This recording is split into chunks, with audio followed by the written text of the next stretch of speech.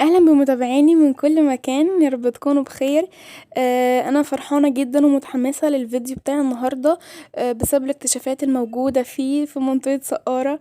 بنلاقي اكتشافات جديدة في منطقة سقارة، واللي بيعلن عنها عالم الآثار المصري الدكتور زاهي حواس إن أعمال حفائر البعثة المصرية المشتركة مع المجلس الأعلى للآثار في جبانة سقارة أسفرت عن اكتشافات أثرية بتعود لعصر الأسرتين الخامسة والسادسة من الدولة القديمة. وقال الدكتور زاهي حواس إنه عثر على مقابر بتعود لعصر الدولة القديمة بتضم عدد من التوابيت ومجموعة من الأواني الفخارية والتماثيل بمنطقة سقارة.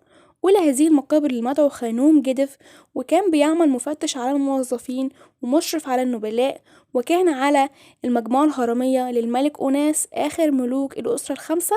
وبتتميز المقبرة بأن هي ملونة وفيها مناظر للحياة اليومية. أضاف أيضا أن المقبرة التانية لشخص اسمه ماري، وصاحبها بيحمل ألقاب عديدة زي كاتم الأسرار ومساعد قائد القصر. ما كانش ينفع يبقى في اكتشافات في سقارة وما نتكلمش عنها. بكده نكون وصلنا لنهاية الفيديو بتاع النهاردة. انتظروني الفيديو الجاي إن شاء الله بموضوع جديد. سلام.